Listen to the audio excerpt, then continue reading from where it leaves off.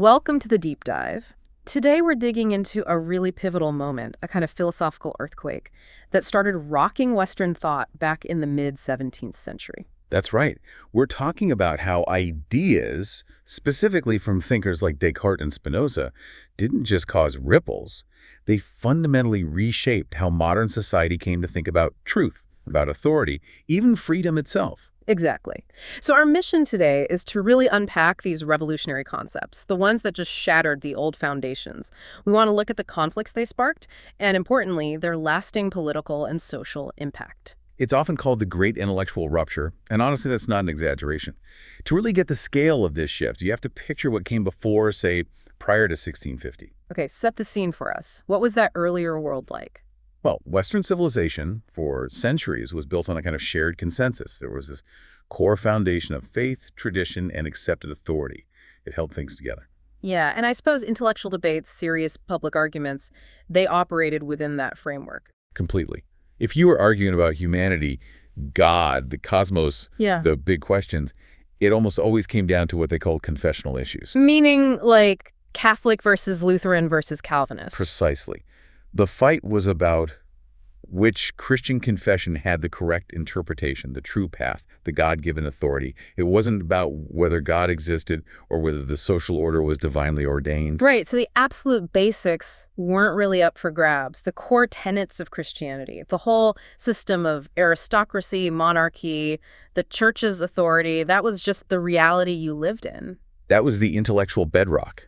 You could argue fiercely about, say, interpreting a specific Bible passage or the right way to conduct a ritual, but the underlying assumptions, they were basically unquestioned. A fixed universe, in a way, structurally, spiritually. And then right around 1650, things start to change dramatically. You get the arrival of what was called the New Philosophy, spearheaded by figures like Descartes, alongside the scientific revolution picking up speed. And this wasn't just another internal religious split like the Reformation. No, this was different. This was fundamental. Suddenly, everything that seemed deeply rooted, everything foundational, started being questioned. But not through the lens of scripture or tradition. But through philosophical reason. Exactly. Philosophical reason. And these startlingly different concepts, as one historian put it, were emerging from this new philosophy and the scientific discoveries. It challenged the entire shared intellectual and spiritual basis. So it's offering a whole new way to find truth, potentially outside of religious revelation. That's the core of it. And René Descartes, he's really the key catalyst here. Even before his ideas got twisted into explicitly radical political shapes, his philosophy just instantly lit fires everywhere. Universities, public debates, it was intense. Okay, but Descartes himself was, outwardly at least, a devout Catholic, wasn't he? So how did his work, his system, cause such a massive crisis? What was so destabilizing about his view of God? Well, the big accusation, the core conflict, was what you might call theological reductionism. His opponents, and they were fierce, argued that the God of the Cartesians wasn't the God they knew. Not the active, intervening God of the Bible. Exactly. Not the God who governs the universe moment by moment, performs miracles, judges human actions, the God of Abraham. Instead, the Cartesian God seemed, well, reduced, abstract, distant. The famous phrase, Deus primaria est motus causa. God is the first cause of motion. Precisely. God basically sets the whole clockwork universe in motion initially, establishes the laws of physics, and then steps back. If God is just the initial starter motor, not the constant sustainer and intervener, the implications are huge. Because if God isn't constantly involved, then the immediate political and social authority derived from God starts to look shaky.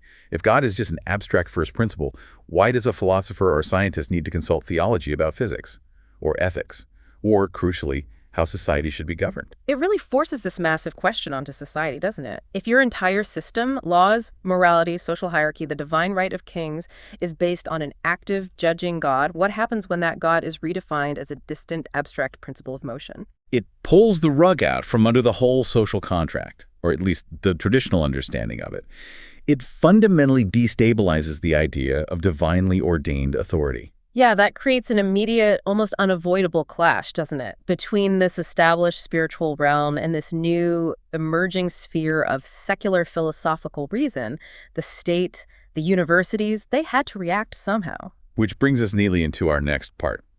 How did the powers that be try to manage this explosion? Part 2, managing the conflict philosophy versus authority. Right. And this intellectual battle didn't just stay in the ivory towers or dusty books. It spilled out very publicly, especially in places like the Dutch Republic. The Dutch Republic. It was probably the most intellectually free place in Europe at the time, relatively speaking. Yeah.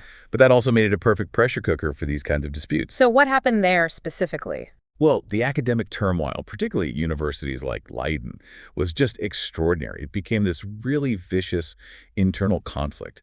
On one side, you had the traditionalists, the Aristotelians, who are often called the Voetians, after their leader, Gisbertus Voetius. And they were defending. They were the orthodox Calvinist hardliners.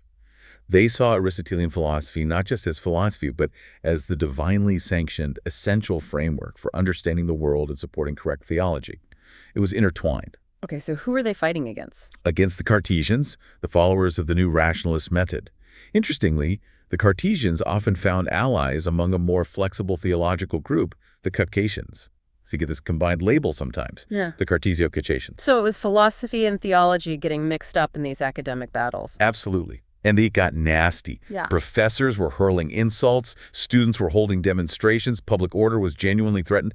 It got so bad that the government, the states of Holland, felt they had to step in by the mid-1650s. Right, I see. So in 1656, they issue this formal edict. And the stated goal sounds pretty clear: preventing the abuse of freedom to philosophize to the detriment of true theology and Holy Scripture. Mm-hmm. On the face of it, that sounds like a slam dunk for the Orthodox Voetians, right? A clampdown on dangerous ideas. It does, and certainly it was presented that way to restore calm. The edict even explicitly banned mentioning Descartes' name or his book titles in lectures. It targeted the source directly. However, the real story is a bit more subtle. You have to look at the underlying strategy, largely guided by the Grand Pensionary, Johann de Witt. Ah, de Witt. A key political figure, and wasn't he something of a mathematician himself? Maybe sympathetic to the rationalists? He was indeed. And his strategy embedded within this edict was actually quite clever and ultimately a kind of victory for the Cartesians, even if it didn't look like it immediately. How so? De Witt and the States, through this edict, essentially tried to separate theology and philosophy, to declare them as much as possible distinct spheres of activity. And that was the Quiet Revolution. By acknowledging philosophy as a separate realm, even one that needed controlling. They implicitly granted it autonomy. Yes, the edict said that where the two spheres unavoidably overlap, like talking about the soul, for instance, philosophy had to defer to theology. That was the concession to the Orthodox. But the crucial step was carving out any domain for the freedom to philosophize, even a restricted one. Exactly. That act itself validated the principle that reason had its own authority, its own methods, separate from Scripture. The state, in trying to manage the conflict, inadvertently helped cement one of the core ideas of modernity, the autonomy of philosophical reason. They couldn't stamp it out, only try to draw boundaries. Fascinating. So the state tries to put the genie back in the bottle, or at least fence it in, but the very act of fencing acknowledges the genie exists. A good way to put it. And meanwhile, despite these official attempts at control in places like the Netherlands, this philosophical ferment wasn't contained. It just went underground or popped up elsewhere, sometimes in even more repressive places. Like where? Think about the Kingdom of Naples under Spanish rule in the 1680s. Even there, you get this really ardent group, a Cartesian coterie, emerging. And what's remarkable about them is their focus. They weren't just debating physics. No, they went beyond the technical side of Descartes. They were explicitly interested in using philosophy as a weapon against the established structures, against authority, tradition, and faith.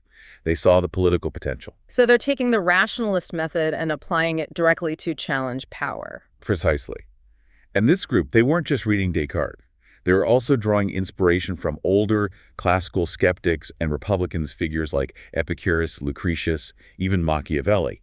This blending of new rationalism with older anti-authoritarian ideas really primed them for radical thinking. Which must have been incredibly dangerous in Naples at that time. Hugely dangerous. In Italy, especially under the watchful eye of the church, open discussion of these ideas was virtually impossible. The authorities made sure of it. And we see that in the publishing record, right? It was heavily controlled. Oh, absolutely. For decades, until the late 1690s, only the traditional Aristotelians could really get philosophical polemics published officially. pro-Cartesian works. They had to appear semi-clandestinely, if at all. You mentioned Costantino Grimaldi. Yes, a great example. He wrote an anti-Aristotelian text, the Resposta, knowing full well he'd never get approval to publish it in Naples. So what did he do?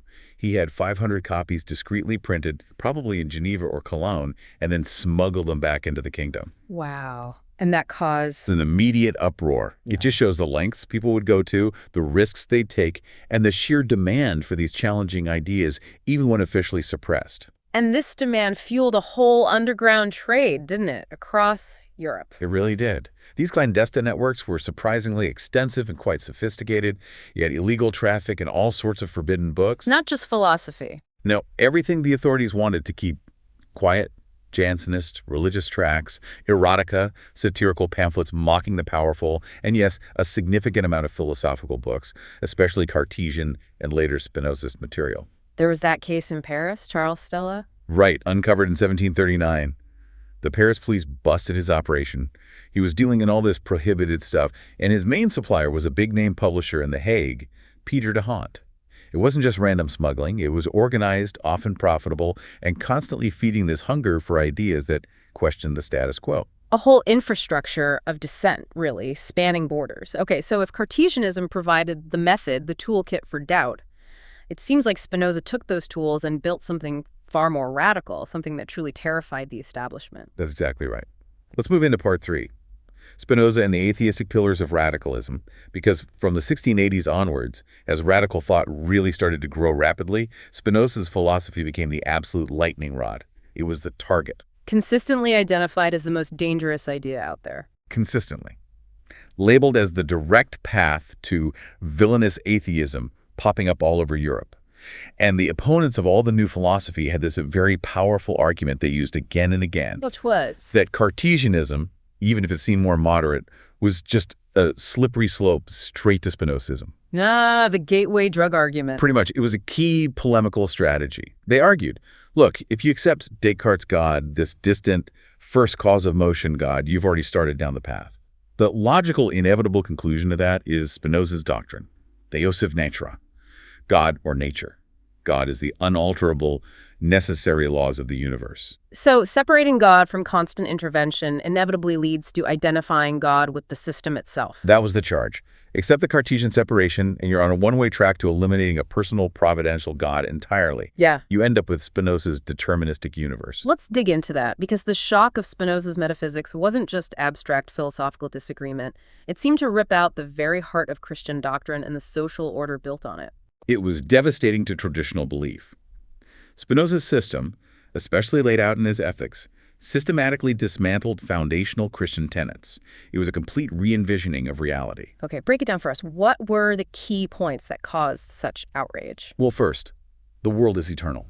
It wasn't created by a providential God acting with purpose or design. It simply is. Okay, no creation. That's huge. Huge. Second, flowing from that, if there's no purposeful creation by a willful God, then there's no last judgment. And, critically, no eternal damnation.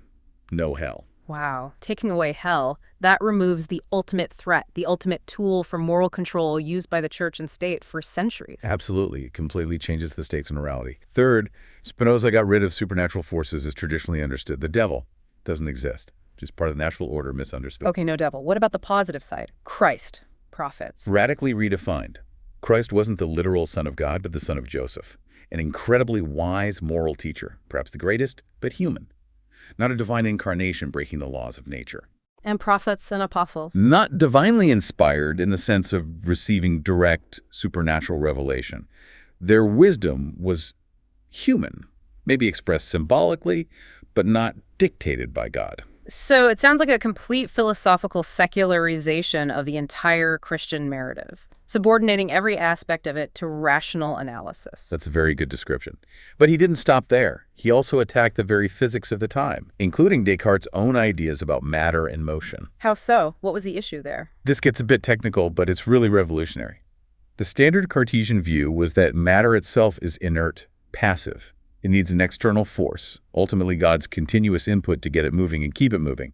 That's inertia. Okay, matter needs a push. Right. Spinoza rejected that completely. He denied any motive force external to matter itself. So where does motion come from then? For Spinoza, matter isn't passive. It's inherently active. It possesses its own internal capacity for motion and change. What we perceive as rest is just a temporary balance of forces within the single, unified substance that is God nature.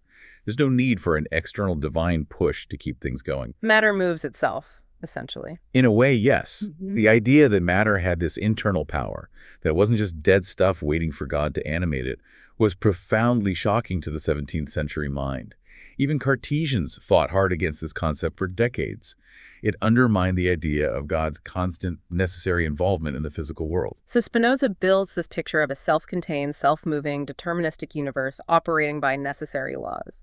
No room for miracles, divine will, maybe even free will, as traditionally understood. It's incredibly radical. Utterly radical. And yet, we hear these stories about his ideas gaining traction, sometimes in surprising places, like among the aristocracy, the very people whose privilege seemed tied to the old divine order. Yes, that's a fascinating paradox. The French preacher Massillon, he famously complained about this. He wrote quite indignantly about how Spinoza, this man he dismissed as a foreigner of obscure and low birth, was being turned into a kind of modern philosophical saint in France. By whom? Particularly, Massillon said, by the libertine courtiers and aristocrats, both men and women apparently. Right. They were using Spinoza's philosophy almost as a guide for living. But that seems so counterintuitive. Why would nobles, whose whole position often rested on ideas of divine right and hierarchy that Spinoza demolished, embrace this seemingly atheistic leveling philosophy? Massillon had a really interesting, quite deep psychological theory about it. He suggested these nobles, even though they acted like cynical unbelievers, weren't actually secure in their impiety. They're putting on a brave face. Kind of. He thought that underneath the sophisticated secular veneer, they felt this deep unease, this anxiety, maybe even a constant gnawing self-reproach about their lifestyles, their moral choices. They needed a philosophical justification. So Spinoza offered them. He offered them, Massillon argued, a philosopher capable of stiffening their courage and resolution in impiety. Spinoza's system, by removing divine judgment and making everything determined by natural law, provided the ultimate intellectual shield. It wasn't just an argument. It was almost like a psychological crutch to make them feel okay about rejecting traditional morality, because in this system, that morality had no ultimate divine backing or consequence. Exactly. It could validate their choices, their way of life. But while his ideas might have offered some comfort, perhaps, to these high-status libertines, we absolutely have to remember the immense personal cost for Spinoza himself, and especially for those closely associated with him. He gave up a lot for his philosophy, didn't he? He really did. Status, potentially money, community standing, honor. He stressed in his own writings that pursuing philosophy seriously required this kind of dedication, almost asceticism. And the risks for his friends and followers were even more direct. Terribly direct. Look at the Corbeau brothers in the Dutch Republic. Adrian Corbeau published books deemed so philosophically dangerous, so blasphemous, that the authorities rounded them up and publicly burned them. And what happened to him? He was thrown in prison, and the account suggests he was just utterly broken by the experience, physically and mentally. He died in prison. And his brother? Johannes Cordoba, Adrian's brother, was also implicated. Although he was eventually released, the whole ordeal apparently crushed his spirit too. He never wrote anything significant again and died young just a few years after Adrian. It's a stark reminder. These weren't just abstract debates in lecture halls. Pushing these radical philosophical boundaries could literally cost you your life or liberty. Absolutely, the stakes were incredibly high. Okay, so Spinoza lays down this radical metaphysics. But it doesn't just stay there. It inevitably spills over into politics. Let's move to part 4. Freedom, democracy, and the natural right to resist. This is where the philosophical system translates into a revolutionary political vision. Yes, and Spinoza's political thought is just as radical as his metaphysics. His idea of freedom is completely interwoven with his theory of toleration, which was far more sweeping than most contemporaries, and, crucially, his advocacy for democracy. Democracy in the 17th century. That was pretty unusual for a major thinker, wasn't it? Highly unusual. He stands out as one of the very first major European philosophers in modern times to really embrace democratic republicanism, not just as one possible option, but as the highest, most rational, and most suitable form of political organization for human beings. He explicitly argued it was superior to monarchy or aristocracy. That's a bold claim for the time. How did he justify it? And how did it differ from other attempts to build political order, say, like Thomas Hobbes? The Hobbes comparison is essential. Both Spinoza and Hobbes were deeply concerned with how to move from a chaotic state of nature to a stable political order. They both use the idea of a social contract. But their conclusions about sovereignty were poles apart. Hobbes, famously, argued for an almost absolute sovereign, the Leviathan right, to keep order. Right. For Hobbes, citizens essentially have to surrender their individual rights and power almost completely to the sovereign to prevent society collapsing back into the war of all against all. That transfer of power is pretty much total. So what did Spinoza say? There's a story about him being asked directly about this. Yes, in 1674, his friend Gerig Gels wrote to him, basically asking, what's the difference between your political theory and Hobbes? And Spinoza's reply contains this absolutely core revolutionary statement. He says, the difference consists in this, that I always preserve the natural right in its entirety. Always preserve the natural right. What does that mean in practice if the citizen doesn't fully surrender their rights to the state? It means the citizen retains their fundamental power, their sovereign right to act and judge, even within the Commonwealth. Unlike Hobbes, where the sovereign's power overrides individual right almost entirely, Spinoza leaves the citizen with their natural right intact. Okay, but if individuals retain their natural rights, doesn't that lead back to chaos? How can the state function? Well, Spinoza links state legitimacy directly to its ability to act rationally and ensure the safety and well-being of its citizens. The power of the state isn't absolute, it's conditional on its performance. And because citizens retain their natural right, They have a right to resist if the state fails. exactly, it results in an automatic, unavoidable right of resistance. And not just a moral right, but the practical power to resist whenever the state proves unable or unwilling to uphold its end of the bargain, ensuring rational governance and security. So resistance isn't necessarily rebellion against legitimate authority, but an almost natural consequence when authority becomes illegitimate or ineffective. Precisely. It's built into the system. And Spinoza explicitly argues that this failure of the state, this inability to command genuine authority, is far more likely the further you get away from democracy. Why democracy specifically? Because, he argued, democracy is the form of government that aligns most closely with human nature and reason. He kept using the state of nature as his benchmark. He stressed that our fundamental drive, guided by reason, is towards safety and living a good life. To achieve that securely, we need to form a commonwealth, a state. But which state is best? He declares democracy superior because it is the most natural form of state, approaching most closely to that freedom which nature grants to every man. Because it preserves equality. That's key. In a democracy, when individuals transfer their sovereign right to govern, they transfer it not to one person, a monarch or a small group, an aristocracy, but to the majority of society, of which they remain a part. So no one is fundamentally set above anyone else. Right. In this structure, Spinoza argued, all men remain equal as they were in the state of nature. He even used the ancient Hebrew commonwealth as an example, arguing it was initially a kind of democracy, close to the natural state, where laws were followed and things were stable. It was only when they instituted a monarchy, excluding the people from governance, that kings started twisting laws for their own benefit, leading to corruption and conflict. It's an incredibly powerful integrated system then. The radical metaphysics, the deterministic universe, leads directly to a political theory that demands democracy, guarantees citizen rights, and even builds in the right to resist. It's a complete package for secular, rational revolution. It absolutely is. Which brings us to thinking about how these ideas actually spread and interacted with other currents of thought during the Enlightenment. Part 5. The infrastructure of Enlightenment and popular radicalism. Right, because while Spinoza might represent the most radical edge, the broader Enlightenment wasn't monolithic, was it? We often talk about figures like Locke and Bale as pioneers of freedom, but maybe their vision was different. Very different in some crucial ways. It's important not to oversimplify the Enlightenment. The figures we often call the founders of the moderate Enlightenment, like John Locke or Pierre Bayle, actually showed surprisingly little enthusiasm for completely unrestricted intellectual freedom or a totally free press, especially compared to Spinoza. Really? Locke is famous for his arguments on toleration. He is, but his toleration had clear limits. Locke argued for freedom of conscience mainly among different Christian denominations, but he explicitly stated that atheism, which takes away all religion, to have any right of toleration at all. So no tolerance for outright non-believers? Not for Locke. His focus was religious conscience, not the unchecked circulation of all ideas, especially those denying God.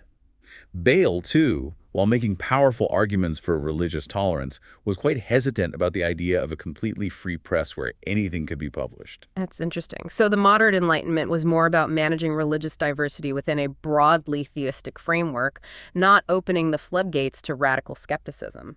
Largely, yes. And it's also worth noting that even the influence of these moderate figures, Locke and Newton, wasn't immediate everywhere. Their reception on the continent, in mainland Europe, was actually quite slow initially. Slower than we might think today, looking back. It's much slower. Newtonian science, for example, barely made a dent in France before the late 1720s, maybe even 1730s. And Locke's philosophy, his empiricism, it was kind of on the margins of continental intellectual debate for decades. His major work wasn't even translated into French for a while. His essay concerning human understanding wasn't translated into French until 1700, nearly a decade after it came out in English. This really highlights that for a long time, continental European thought was still primarily grappling with its own internal rationalist traditions, the Cartesian and Spinozist matrix. British empiricism was kind of a secondary import for quite a while. The big philosophical battles were initially fought on home turf, so to speak. Okay, so if the official academic world was either trying to ban Descartes or only slowly digesting Locke and Newton, where were the truly radical ideas, the Spinoza stuff, actually being discussed? How did they reach people beyond the intellectual elite? That's where the unofficial, sometimes underground infrastructure of the Enlightenment becomes really important. It didn't just happen in universities. What kind of infrastructure? Well, there was a growing cultural demand for knowledge generally, which led to things like learned periodicals, journals, summarizing new books and ideas, like Lirip Savante, which started in 1718. But these official journals often had to be very careful. Because of censorship and official pressure, they usually had to steer clear of the really controversial theological and philosophical stuff. So the really hot topics couldn't be aired publicly there. Not easily, which meant the truly radical discourse often shifted to more informal settings. Like discussion circles, private gatherings, and maybe most famously, the coffee shops. This phenomenon sometimes gets called coffee shop deism or materialism. Happening in cities like Amsterdam, Rotterdam. Exactly. Places with a bit more freedom. And this allowed a new kind of philosophical materialism to bubble up, often among the urban middle class, people outside the formal academic system. It was often conducted in the vernacular language, not Latin. And you mentioned a specific figure who became prominent in these circles. Yes, a really fascinating character named Sanvoord. He wasn't a professor or a clergyman. He was an iron dealer in Amsterdam. But he became something of a local celebrity in these coffee shop discussion groups. An iron dealer philosopher. What was his background? What's amazing is that he apparently knew no language other than Dutch.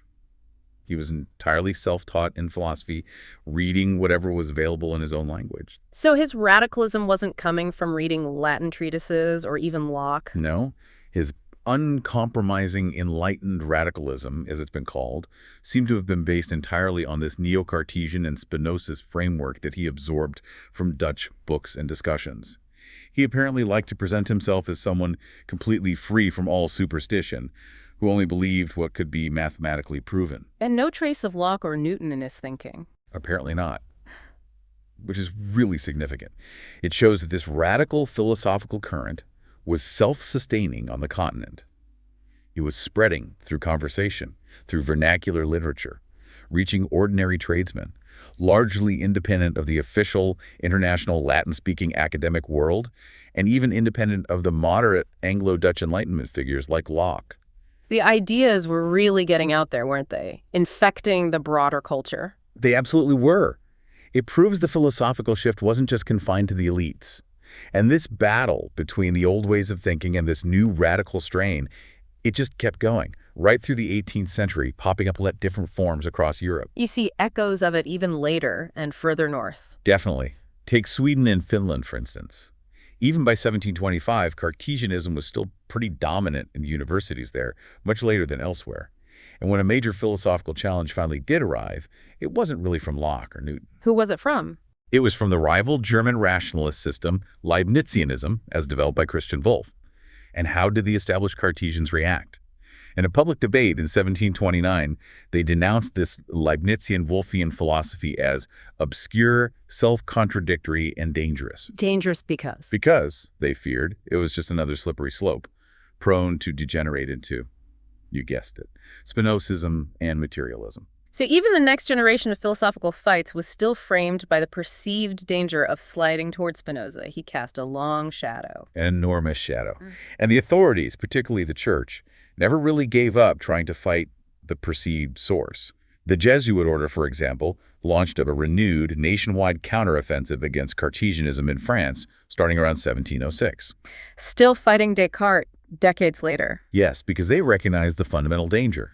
Even pure Cartesian mechanism, before it fully morphed into Spinozism, was seen as throwing everything into doubt, undermining faith and spreading dire confusion among ordinary people. The threat felt existential to the Church's authority. Which brings us to the culmination, perhaps. Part 6. Legacy and Final Reflections. How does this century or more of philosophical upheaval connect to the event that many see as defining the start of political modernity, the French Revolution? The connection is profound, I think. The French Revolution is rightly seen as this watershed moment because it directly, violently challenged the three great pillars of the old European order: monarchy, aristocracy, and the established church. And you're saying ideas, philosophy played a key role in enabling that challenge. I think ideology and radical philosophy linked closely to it has to be seen as a prime factor. The core ideas that drove the revolutionaries' concepts like fundamental human equality, republicanism as the ideal government, the possibility of a just morality without divine revelation, these didn't just appear out of thin air in 1789. They were, as you've laid out, the result of a long germination. Exactly. A long, slow burn, a process engineered over a century by thinkers stretching back through Bayle, certainly Spinoza, and then later, more explicitly atheistic figures in the French Enlightenment like Baron d'Holbach, who just openly rejected the Christian God altogether. So the systematic dismantling of theological authority, the carving out of reason as a separate sphere, the championing of democracy, this all created the intellectual climate. It provided the intellectual justification, the vocabulary, the philosophical framework, and frankly, the pent-up pressure for that eventual political explosion. It prepared the ground. It makes a strong case, then, for the idea that books, philosophies, can actually cause revolutions. It pushes back against historical interpretations that sometimes downplay ideas in favor of purely economic or social factors, or just short-term accidents. I think it does.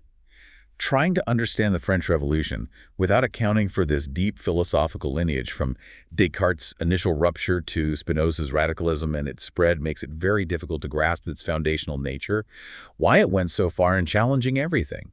Matching cause and effect, even long-term ones, seems essential for meaningful history. Right. The decades of philosophical struggle, the Dutch state trying to manage the freedom to philosophize, those clandestine book networks, the coffee shop debates, they weren't just sideshows. They were building the intellectual conditions for a complete break with the ancient regime. That's how I see it. Okay, so this deep dive has really traced how this philosophical earthquake, starting with Descartes' subtle shift and finding its perhaps most extreme expression in Spinoza's metaphysics and politics, truly created this inescapable intellectual vortex.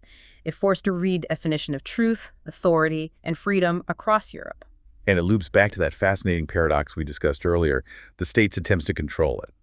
Remember the Dutch Edict of 1656? It was meant to curb the abuse of philosophy. Right, to protect theology. But in the very act of trying to regulate the relationship, it inadvertently cemented the idea that philosophy had its own sphere, separate from theology. That separation, that autonomy of reason, became a core principle of modernity, partly because they tried to manage it. The attempt to control it validated its existence as a separate force. That necessary separation really is the lasting legacy, isn't it? It truly is. So, to leave you, our listeners, with a final thought to chew on, something provocative, consider Spinoza again. He argued forcefully that the path to human perfection, to living a truly good life, was through following the sure dictates of reason. Rational self-mastery leads to virtue. Pure reason as the guide. Yet, his contemporary critics, like the scientist Nicholas Steno, who converted to Catholicism, urged him in letters to see that true perfection couldn't be found in philosophy alone. Steno argued that one finds only in Christianity a true philosophy, guiding its adherents to true perfection in all their actions. That's a fascinating tension right there. The arch-rationalist, the atheist Spinoza, defining human flourishing through pure, internal, deterministic reason, while his critics insist that genuine moral perfection requires a framework rooted in traditional faith and divine grace. So here's the question it leaves us with. Does human freedom, if defined and pursued through reason alone, as Spinoza championed, still ultimately need or rely on the moral structures, the ethical scaffolding, that were originally built by faith traditions, even if you strip away the divine revelation part. Can reason truly create its own sufficient moral compass from scratch? Or does it inevitably borrow from or require the echoes of the very traditions it sought to overthrow? That's the question the modern world, arguably born in that 17th century philosophical crucible, is still wrestling with today, a question that those thinkers, the state regulators, and even the coffee shop radicals unleashed upon us. It certainly is the central, ongoing tension. Thank you for diving deep with us on this journey through a revolutionary period in thought. We'll catch you next time on The Deep Dive.